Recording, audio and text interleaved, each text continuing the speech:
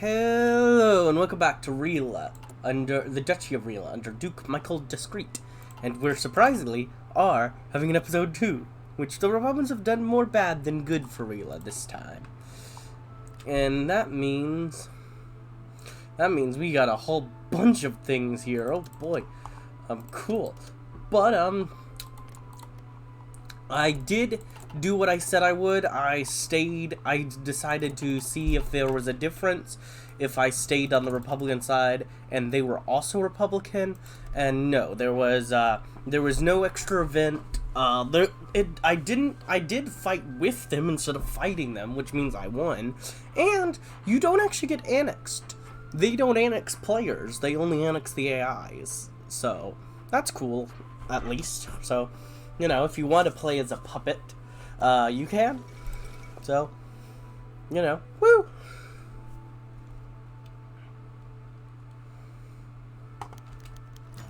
The Autodath. From the balcony of his palace, he couldn't help but see those small clouds of black smoke rising from the city. Duke Michael knew they weren't just coming from kitchens.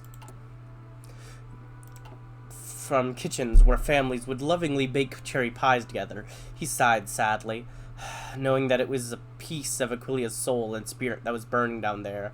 In the streets of Rila and in other cities, order had been given. All bookshops, printers, and private libraries were to be raided. Any books deemed subversive to be established order of Aquilia, and its vassals were to be gathered and burned in front for all to see. The decision had been a tough one. His advisors had united against the Duke, who had committed himself to protect a certain degree of freedom of thought and writing among the philosophers in Rila. He fought back, but it was clear if he didn't comply, the fabric of his administration would begin to unravel, at a time when he couldn't afford to. It would enrage his friends and allies, but it was a necessary compromise to maintain some degree of order. At least it would keep the royal administration in Aquilia at bay. Yeah. Sad what we have to do. But, you know, we do what we must.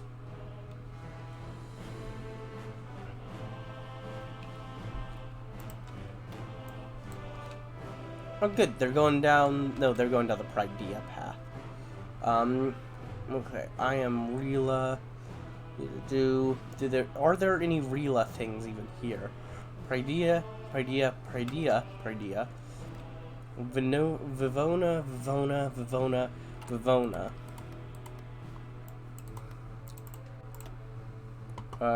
Then you...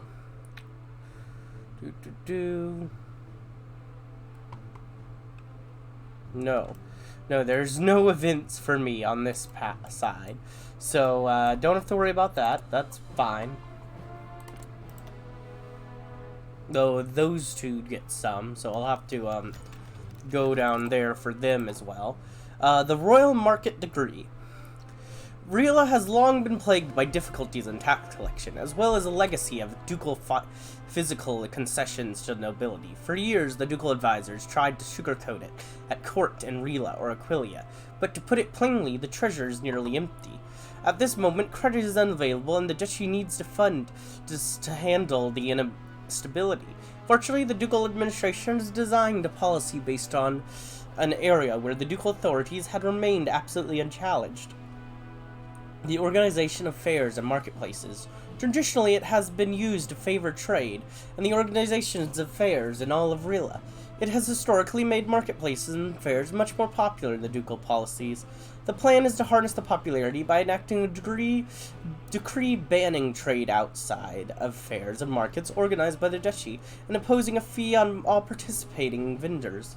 This would also placate the trading nobility and the merchants who heavily lobbied for interventions against new competition. The decisions hadn't gone down without immediate reactions. The courtier of liberal thinkers hosted by the Duke is rather miffed, to put it mildly. Smaller merchants have also already begun petitioning to lower the fee or repeal the decree. Duke Michael himself seems sympathetic to these pleas, and already agreed to grant some exceptions to very small farmers and artisans who regularly took place in the markets. This will benefit us in the short run.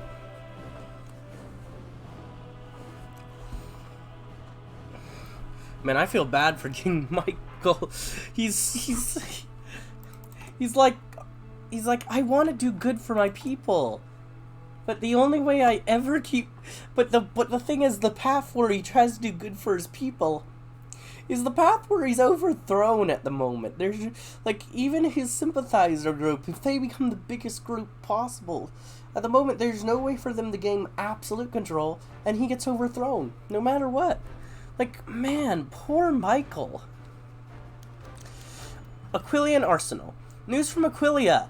And for once absolutely devoid from barely veiled insult letters from the Duke's mother or blames from the royal government. The royal administration has green-lighted a request for additional weaponry to contain the riots and rebellions. Nearly 200 crates of brand new Mariel 1002 rifles, ammunition, and bayonets have been by boat. Our soldiers are already unloading them at the Rila docks. This will greatly help in our endeavors.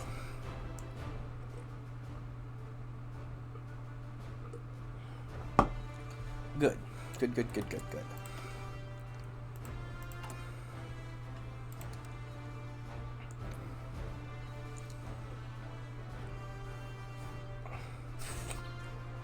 I think this episode will probably be quite a bit shorter than the last one. Application D... Oh, this is... yeah. Yeah, that's this... We've already seen that event last time, so I'm not going to reread it. Because I think these are all the events until the fire rises. So, yeah. The Emperor's dead. The warehouses of Rila. Today is a weeping Renee Day, and the great ducal parade to celebrate it is happening in the capital. Griffins and ponies alike are gathering to watch the grand parade, attend a grand ceremony at the Temple of Aerie, and finally ending with public festivals, and even a grand popular ball at the main plaza. Duke Michael will oversee it all himself as a Grand Marshal and will attend the festivities. One could even catch the eye of Rila's most prized bachelor at the ball. Now one would be hard-pressed to find a Griff who could tell you the story of Weeping Renee and Rila. One who could... is a Griff who, with a burning passion for Aquilian folklore at Duke Michael's court. She was apparently a most devout Griff who threw herself before Emperor Grover II as he prepared himself to burn down Rila. While a fine story and a proof that history lessons may be needed, it mostly mattered as a justification for the grand festivities. While the good people watches our Duke dancing, a whole other kind of dance will happen all over the capital. The ducal administration knew of many warehouses in the capital, which could be potential safe houses of arsenals for the revolutionaries. The Duke himself produced a list of specific warehouses owned by members of the Hikori Revolutionary Club. Asked by an advisor of how he discovered it, the Duke simply chuckled. Why, Weeping Renee, of course. It is only normal she would come back to present other Griffs from setting the duchy ablaze. The advisor awkwardly chuckled back. They knew they wouldn't know anymore. A vast success. Man, he's betraying his own friends and allies. Man, this sucks. I don't like this. This is sad. The farmhouses of Florino. Today, Florino is at the height of a special fair organized by none other than the Duke himself, in display of love towards his people. A true city of tints and music has been erected all around the ruled temple of Aerie, known as the Rocher Tequin, the Tranquil Rock. Under the patronage of the Duke, local artisans and farmers have been invited to sell and share their products free of taxation. Artisans are entertaining the masses, and activities have been organized for the fledglings. With only minimal security, Duke Michael has braved the danger and mingled among the crowd. Numerous activities have been planned. Michael will notably be the judge of numerous contests, notably for the largest produce. Tonight, a great public feast will be organized, with the Duke offering some wine barrels to the populace from his own vineyards. Tomorrow, a grand hunt will be organized for the local nobilities. Yet the true object of the party is not to entertain the common folk, but to distract them. As Griffs of all ages entertain themselves in a family-friendly manner, the ducal army has moved to the countryside. One by one, farmhouses are being raided for any trace of revolutionary hiding places or sympathizers. Excuse me. As expected, too, the presence of the Duke attracted opportunistic revolutionaries, namely a large group of courtier terrorists. The fools tried to make a move on the Duke. Sadly for them, the Duke's entourage had been tipped off, and as soon as they tried to attack him, soldiers in civilian clothing jumped on them. Surprisingly enough, peasants joined the fight on the side of the Duke, thinking the Duke was indeed at risk. The trap suddenly transformed into a glorious moment as Michael thanked the crowd for saving his life. The fair was roaring with cheers for the Duke, and all the while the farms of the good cheering people are being thoroughly investigated. We're getting closer to peace, day by day. Man. Wow.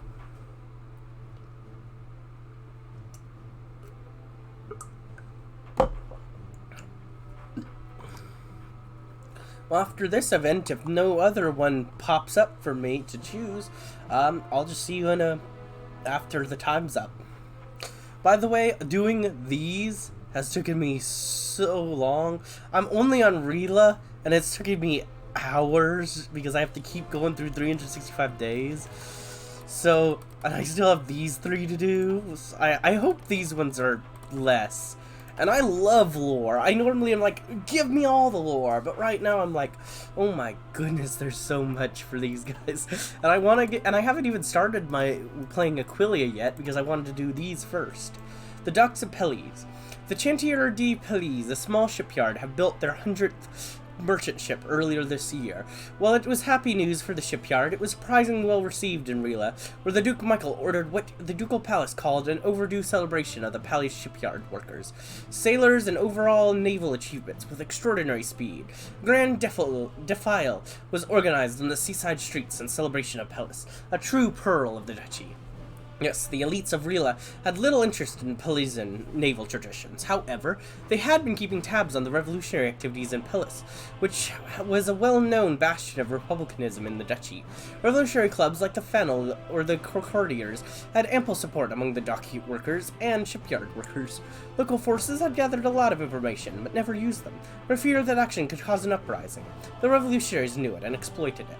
The defile allowed to finally break the revolutionary surveillance. Ducal agents assembled in police, disgusted as civilians attended the defile. They came by cars, carriages, trains, ships, and flying with their wings. With their support and with distraction from defile, the local authorities finally launched a large-scale raid. A bastion of hardline republicanism in Rila had fallen by a single stroke. Soon we will quell these revolutionaries. Woo! But yeah, I'll see you in a while, and we'll see what happens when the fire rises and Rila holds instead of rebels. See you in a bit. And we are back. And yes, I waited 300 days so I could get, what is that, 2 sentences? The revolutionaries came, and the revolutionaries failed. They thought they could break Rila, but it broke them instead. Raise the royal banners high! Rila holds! Hooray! Ah, worth it. So extremely worth it. God. But anyways, I hope you enjoyed this 2-part series of seeing the 2 different paths. In the next video, I guess we'll go over to Westkeep. I hope you enjoyed. If you did, like, comment, subscribe, and hit the bell button. And as always, peace.